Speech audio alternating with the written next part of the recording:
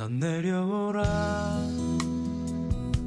그 나무 아래로 시편 138편에 대한 배경, 형식, 구조 및 주석입니다. 내용은 김정우 교수님의 시편 주석 제3권 중 발췌한 내용입니다. 이 시편은 독특한 감사시입니다. 대부분의 감사시편에는 시인들은 그들이 받은 구원의 내용을 상세하게 서술합니다. 그런데 본 시편의 시인은 구원의 내용보다는 그를 구원해 주신 하나님이 어떤 분인지에 대해 더 집중하고 있습니다. 즉 그는 구원의 사건보다 하나님과의 관계를 더 깊이 묵상하고 있는 셈입니다. 그를 구원해 주신 하나님은 높은 보좌에 앉아 계시지만 낮고 천한 자의 부르짖는 소리를 들으시며 또한 그들을 보십니다. 바로 이 점에 있어서 주님은 세상의 다른 신들이나 통치자들과 본질적으로 다른 분입니다. 시인은 주님과 눈을 맞춘다고 표현합니다. 고통 가운데서 부르짖는 비명을 들어주시고 따뜻한 눈길로 보시는 주님을 만나는 것이 은총의 사건입니다.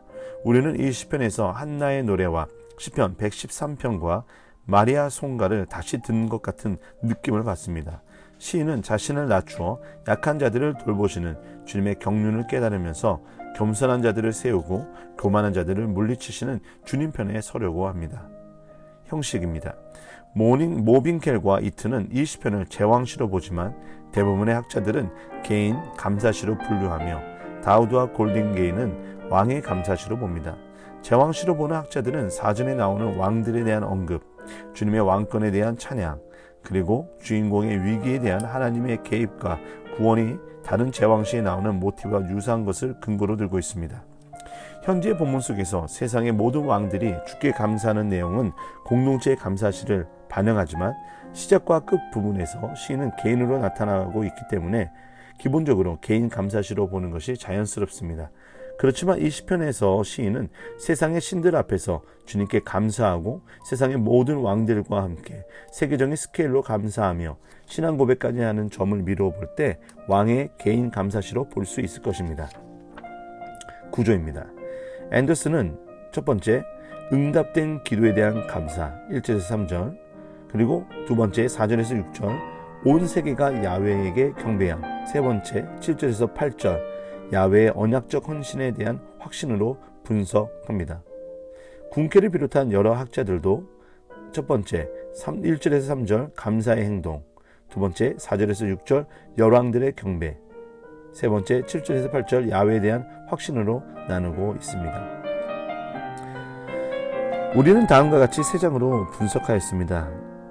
첫 번째 1절에서 3절 세상 신들 앞에서 하나님께 드리는 감사, 두 번째 4절에서 6절 세상의 왕들 앞에서 하나님께 드리는 감사, 세 번째 7절에서 8절 고난 가운데서 하나님께 드리는 감사. 제1장 1절에서 3절은 내가 감사한다로 시작하고 마칩니다. 이 사이에 내가 노래한다, 내가 경배한다가 나옵니다. 시는 찬양과 감사의 장소로서 성전을 언급합니다. 제2장 4절에서 6절은 야훼를 부름으로 시작하고 주님이 하시는 일로 마치고 있습니다. 시인은 세상의 모든 왕들이 주께 감사드릴 것을 바라봅니다. 왜냐하면 그들은 주님의 말씀을 들었기 때문입니다. 이리하여 주의 말씀이 1, 2장을 관통하고 있습니다. 주님은 말씀하시며 또한 일하십니다. 주님은 강자와 약자의 운명을 역전시키는 분으로서 높이 계시지만 낮은 자를 높이시고 오만한 자는 낮추십니다. 이리하여 주님의 영광은 수평적으로 온 세상 만국에까지 미치며 수직적으로는 높고 낮은 자의 위치를 바꾸십니다. 제3장 7절에서 8절은 내가 비록 고난 가운데 산다로 시작하며 하나님께서는 손과 오른손을 내미셔서 시인을 구원하십니다. 시인은 주님께서 손으로 지으신 작품이므로 버리지 않을 것입니다. 이리하여 주님의 인자하심이 영원함을 재천명합니다.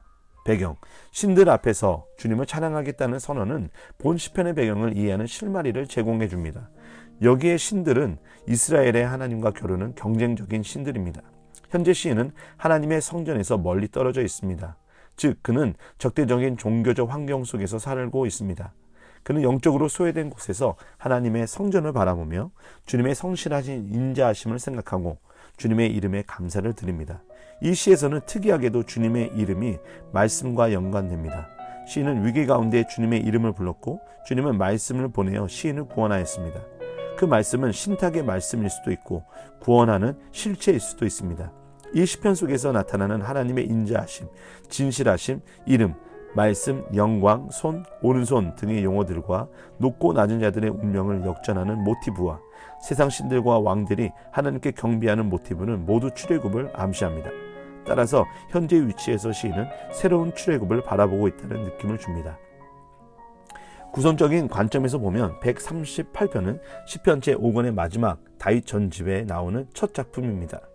바로 앞에 나온 137편에서 시인은 바빌론의 멸망을 기원하였는데 이제 세상의 신들 앞에서 주님을 자랑하며 열국의 왕들로 하여금 주님께 감사하도록 권하고 있습니다. 본 시편은 다른 시편에 나오는 구절들을 많이 사용하고 있으며 또한 이사야 40장에서 66장과 여러 점에 있어서 유사합니다. 주석입니다. 1. 세상 신들 앞에서 하나님께 드리는 감사 1절에서 3절 1절과 2절 내가 주께 감사하겠습니다 와 내가 찬양하겠습니다는 감사의 고백과 찬양을 주님께 드리겠다는 결심을 표현해 줍니다. 그는 성전을 향하여 엎드려 경배하겠다는 결심을 합니다. 즉 그는 자신의 말과 소리와 몸 동작과 마음을 다하여 주님께 감사드리려고 합니다. 그런데 신들 앞에서 라는 구는 어렵습니다. 이 구는 천사들 앞에서, 왕들 앞에서, 방백들 앞에서, 지극히 높으신 하나님 앞에서 등으로 번역됩니다. 이 모든 번역들이 가능하지만 시편의 현재 문맥에서는 이방 신들 앞에서로 보는 것이 자연스럽습니다. 하나님께서 큰 구원을 베푸심으로써 이방의 신들은 속수무책이 되었으므로 시인은 하나님께 크게 감사하고 있습니다. 주의 성전을 향하다라는 구에 대하여서는 이전의 주석을 보십시오. 시인은 성전의 뜰 안에 있을 수도 있으며 혹은 성전에서 멀리 있을 수도 있습니다. 그는 주님의 인자하심과 성실하심 때문에 주님께 감사합니다. 주께서 주의 말씀을 주의 모든 이름 위에 높게 하셨다는 표현은 어색하지만 여기에 말씀을 행적으로 본다면 주님께서 하신 일은 일반적으로 알려진 명성보다 훨씬 더 위대하다는 뜻으로 이해할 수 있습니다. 3절 시인은 긴 감사의 서문을 읊조린 후 감사의 이유를 제시합니다. 나는 부르짖었고 주님은 응답하셨다는 감사시의 기본 형식입니다. 강구하던 날에서 욤은 꼭 특정한 한 날이 아니라 반복된 사건을 가리킵니다. 그는 고난이 있을 때마다 부르짖었고 주님은 응답하여 주셨습니다. 내 영혼을 장려하였다는 내게 힘을 한껏 북돋아 주셨습니다 라는 뜻입니다. 나로 담대하고 용맹스럽게 하셨습니다로 의역할 수 있습니다. 2. 세상의 왕들 앞에서 하나님께 드리는 감사 4절에서 6절 4절과 5절 앞장에서 주님의 권세는 하늘에 있는 천군 천사들에게 인정되었습니다. 이제 땅에 있는 열왕들에게도 인정되어야 합니다. 4절은 세상 왕들이 현재 주님의 말씀을 들으면서 감사하는 것으로 볼 수도 있고 기원형으로 볼 수도 있습니다. 신들은 온 세상의 권세자들이 주님을 찬양할 것을 바라봅니다. 그들이 감사해야 하는 이유는 그들이 주의 말씀을 듣고 행적을 보았기 때문입니다. 여호와의 도는 추상적 진리가 아니라 주님께서 이스라엘에게 베푸시는 은총의 사건으로서 하신 일들입니다. 주님의 영광은 주님의 거룩하심과 권세가 역사와 현실 속에 나타난 것입니다. 왕들은 주님의 능력을 보며 주께 영광을 돌릴 것입니다. 6절 이 절은 주님이 다스리는 원리를 보여줍니다. 주님은 세상 신들과 왕들과 근본적으로 다른 원리와 방식으로 세상을 다스리십니다. 즉 주님은 가장 높은 하나님이지만 가장 낮은 사람들을 돌보시며 은혜로 돌보십니다. 여기에 주님의 겸손이 있습니다. 그러나 교만한 자는 물리치십니다. 따라서 왕들은 주님의 초대에 겸손하게 응답하여야 합니다. 3.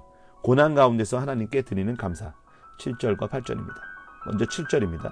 7절을 읽을 때 마치 아직도 사망의 음침한 골짜기를 걷고 있는 시인의 모습을 보는 것 같은 느낌을 갖습니다. 그는 비록 주님의 구원을 경험하였으나 여전히 고난 가운데 있습니다. 그가 어떤 고난을 당하고 있는지는 분명하지 않으나 원수들의 적개심 때문에 어려운 시간을 보내고 있는 것 같습니다.